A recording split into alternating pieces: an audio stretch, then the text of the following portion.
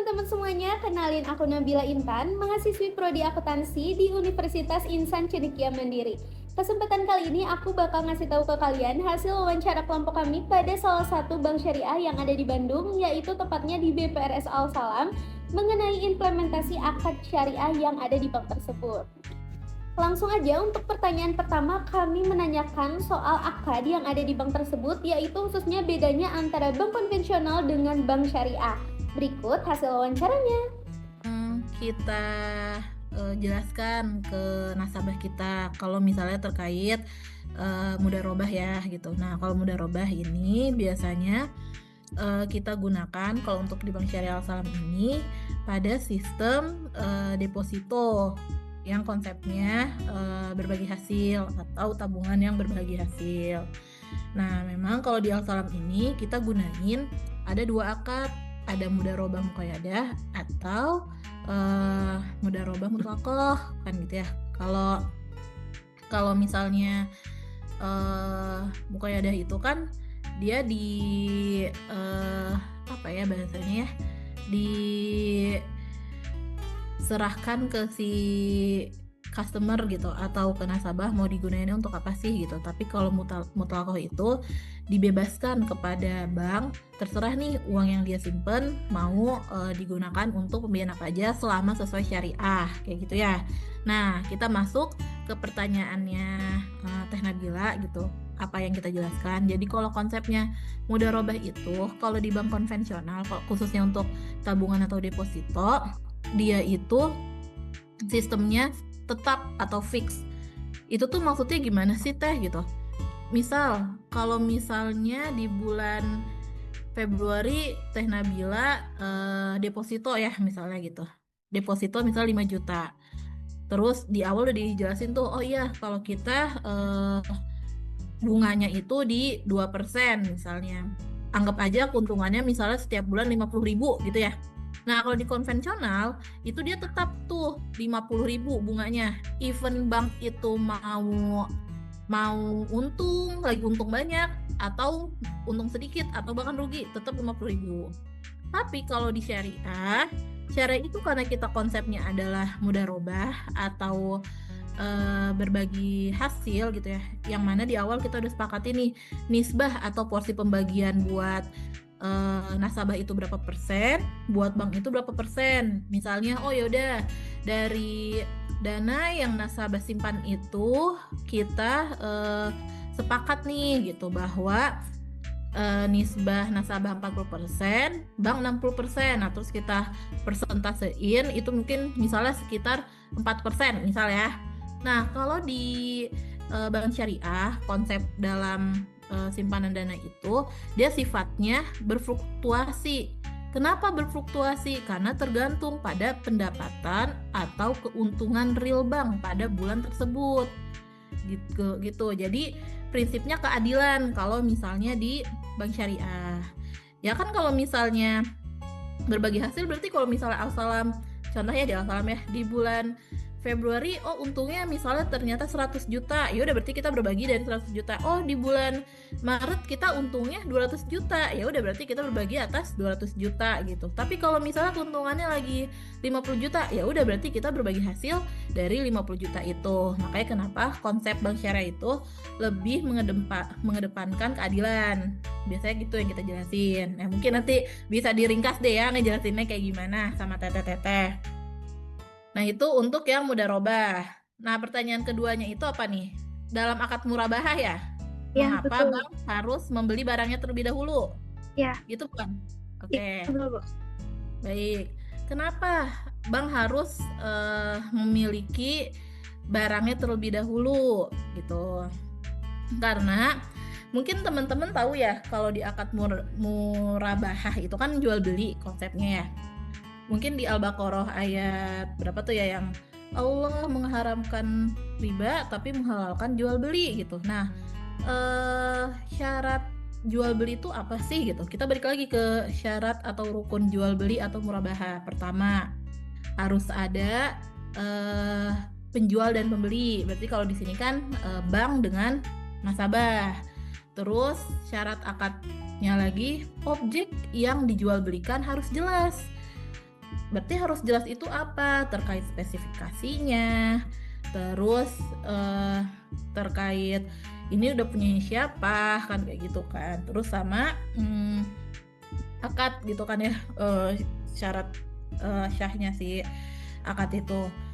Nah, di sini kenapa Bang harus punya dulu barangnya gitu? Karena agar apa ya? Karena menghindari goror gitu atau ketidakpastian. Contoh, di Al-Salam itu kita jualan motor, jualan mobil, itu pakai akad murabahah. Konsepnya gimana, Mbak gitu. Jadi sebelum nasabah itu berakad sama kita, biasanya kan itu ada form permohonan atau pengajuan lah gitu ya dari si nasabah. Dia bilang, saya mau beli motor Vario, misalnya warna merah, terus warna merah, terus spesifikasinya DLL lah gitu. Nah, kita cariin dulu barangnya. Biasanya kita udah kerjasama sama dealer. Nah, ntar kita beli, baru kita jual lagi ke nasabah. Konsepnya itu ya jual beli, kayak jual beli aqua kali ya. Kan kalau teman-teman kan mungkin kalau misalnya di pedagang asongan gitu ya, dia beli aqua kan pasti dari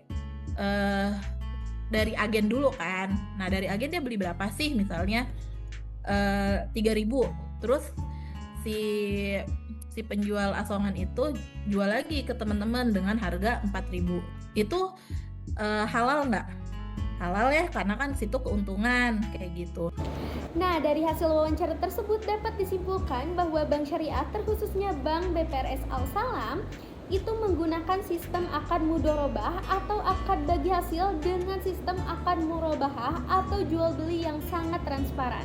Pertanyaan yang kedua, kelompok kami mempertanyakan bagaimana tentang kemudahannya. Karena yang kita ketahui dulu tuh kalau misalkan kita mau nabung ke bank, itu harus datang langsung ke banknya ya, belum ada ATM atau belum ada aplikasinya. Nah, pada pertanyaan kali ini kelompok kami mempertanyakan tentang kemudahan yang bisa didapatkan nasabah di BPRS Al-Salam Bandung. To be honest, kalau Bank Syariah Al-Salam ini, kita masih belum punya mobile banking. Kita belum ada ATM.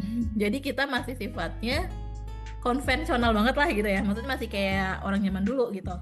Kalau sekarang kan orang mudah ya, mau nabung udah lewat HP gitu, atau kalau mau narik uang ada ATM. Kalau Al-Salam kita memang belum punya fasilitas-fasilitas itu, tapi kita sedang menuju ke transformasi digital tersebut. Nah, terus apa sih sebenarnya ini ada ininya juga sih, ada irisannya juga dari pertanyaannya Teteh. Terus kalau Al-Salam berarti kalau mau nabung harus ke banknya kan gitu ya. Kalau kita jujur kita memberikan solusi ke nasabah, kalau ingin menabung bisa lewat HP gitu, tapi memang nggak lewat aplikasi mobile banking kita karena kita belum punya gitu. Tapi kita bekerja sama dengan beberapa bank seperti Bank BNI, BSI, Muamalat, Mandiri, BCA gitu, untuk menggunakan layanan virtual account mereka. Jadi nasabah kita walaupun Al-Salam belum punya mobile banking, tetap bisa menabung dari rumah atau lewat HP melalui virtual account beberapa rekanan bank yang sudah bekerja sama dengan Al-Salam. Tapi memang kalau misalnya untuk penarikan di Al-Salam sendiri tetap harus ke kantor kami gitu. Jadi mungkin bahasanya zaman sekarang tuh hybrid kali ya. Jadi kita nabung udah bisa lewat HP, tapi kalau mau ngambil uang ya harus ke bank kita karena kita belum punya ATM gitu, dan belum punya mobile banking sendiri, seperti itu. Baik Ibu, jadi selama ini tuh kayak masih hybrid gitu ya Ibu ya, bisa dibilang. Terus iya, kalau kan kita belum punya mobile banking, jadi mungkin bisa di ini, kita belum punya mobile banking dan belum punya ATM, tapi untuk menabung kita bekerja sama dengan bank-bank umum yang sudah memiliki layanan virtual account. Nah itu. Kalau sejauh ini ada kendala nggak Bu? Kayak dari virtual account atau mungkin ada yang salah-salahnya mungkin Bu? Oh, kalau biasanya kan di bagian Al-Salam itu ada bagian treasury ya. Kalau saya kan bagian business development. Nah, kalau bagian treasury biasanya yang suka dihadapi itu kalau misalnya karena kita masih ngikut ke bank umum ya, jadi kalau misalnya bank umum itu lagi error, otomatis nasabah kita nggak bisa tuh gunain layanan itu, kayak gitu aja sih. gitu, karena kita belum punya mobile banking sendiri, jadi kita belum punya mitigasi risiko sih terkait hacker dan lain-lain gitu, karena kita masih nginduk ke bank umum gitu. Intinya kita kayak gunain layanan si bank umum tersebut. Biasanya sih ya kendalanya itu sih, kalau misalnya Bank BNI ini lagi error, ya udah berarti layanan nasabah kita yang gunain si BNI itu belum nggak bisa digunakan seperti itu. Itu sih. Baik, berarti sejauh ini untuk kendalanya hanya dari yang bank luar aja Ibu ya. Kalau misalkan ada kendala, jadi otomatis ke pembayarannya juga ada kendala gitu ya. Betul, karena kan kita belum punya mobile banking sendiri ya gitu. Seperti itu. Ibu, kalau mengenai kolaborasi ada gak ya? Kolaborasi sama Kolaborasi apa? Gojek, Shopee, Oh, untuk baik. pembayaran. Kalau untuk pembayaran kita via Gojek, via Shopee belum, tapi via Indomaret kita ada kerjasama. Kalau seperti itu, keuntungan kerjasama bagi banknya apa ya, Bu? Jadi kayak seperti Keuntungan apa bagi gitu? banknya. Ya. Kalau untuk Alsalam sendiri ya, karena kita jaringan kantornya itu masih terbatas di Jabodetabek dan Bandung, dan itu nggak seluruh. Maksudnya kan kalau kayak Indomaret dia ada dimanapun gitu ya. Ya mungkin teman-teman nih misalnya jalan-jalan ke Muhammad Toha gitu, mungkin udah ada beberapa Indomaret di situ, mungkin ada 5, ada 10 gitu. Sedangkan Alsalam di Toha cuma ada 1 gitu. Jadi keuntungan kita apa sih? Keuntungan untuk Alsalam itu memudahkan customer kita dalam membayar angsuran. Jadi nggak harus datang ke kantor, mereka bisa datang ke Indomaret terdekat lah, intinya kayak gitu sih. Jadi kita memanfaatkan layanan beberapa perusahaan yang emang memudahkan untuk Alsalam kayak gitu sih. Jadi manfaatnya untuk Alsalam yang memudahkan customer kita untuk melakukan pembayaran. Kalau misalnya mungkin di Alsalam terbatas nih jam kerjanya dari jam 4:30 sampai 4:30 misalnya. Kalau di Indomaret kan mungkin lebih panjang ya untuk bukanya gitu. Jadi memudahkan customer kita untuk melakukan pembayaran tepat waktu sih kayak gitu. Baik teman-teman, setelah hasil wawancara kami dapat disimpulkan bahwa BPRS Alsalam Bandung ini memang belum ada mobile banking sendiri atau belum ada ATM-nya sendiri. Namun mereka sangat memudahkan karena adanya virtual account yang bisa kita akses melalui bank-bank lain. Jadi dapat disimpulkan bahwa di Bank BPRS Alsalam ini sistemnya masih hybrid atau belum sepenuhnya memakai teknologi.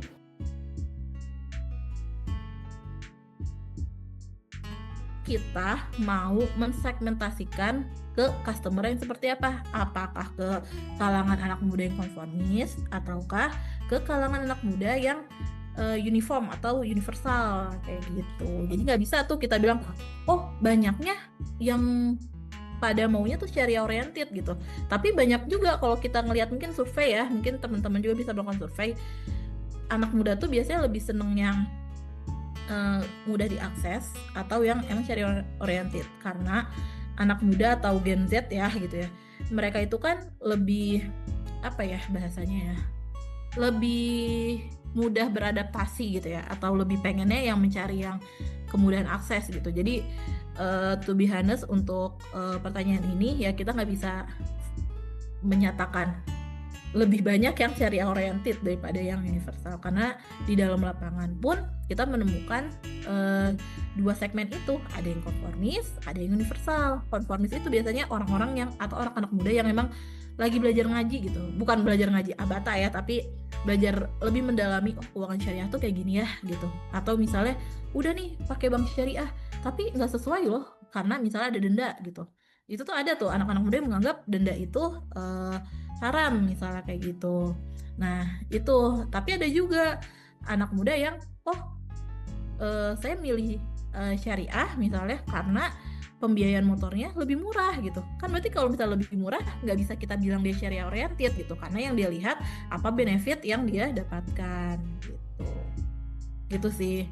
Jadi mungkin nanti untuk mendalami tren nasabah ini teman-teman, kalau menurut aku ya mungkin bisa lagi dibuka jurnal analisa orang-orang gitu ya terkait tren konformis atau universal kayak gitu. Ini kebetulan aku pelajarin waktu pas aku ikut training gitu. Jadi nggak bisa tuh kita nyebutin kita mau ke segmen ini aja atau kita ke segmen ini aja tuh nggak bisa kayak gitu.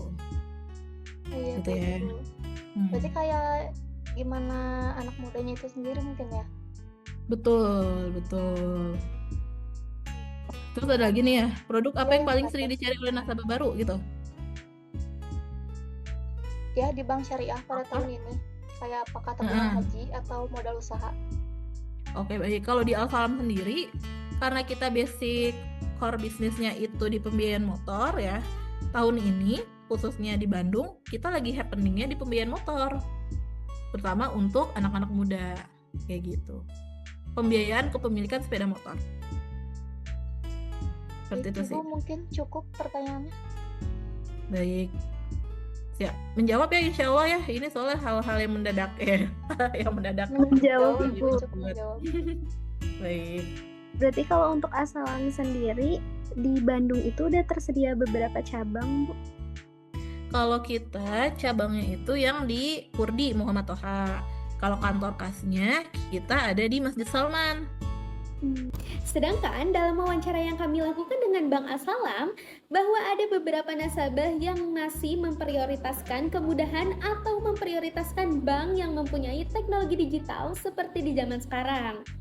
Kesimpulan yang dapat kami petik dari hasil wawancara kami kemarin yaitu bank syariah perlu adanya adaptasi dengan teknologi supaya tetap kompetitif tentunya tanpa meninggalkan jejak syariah.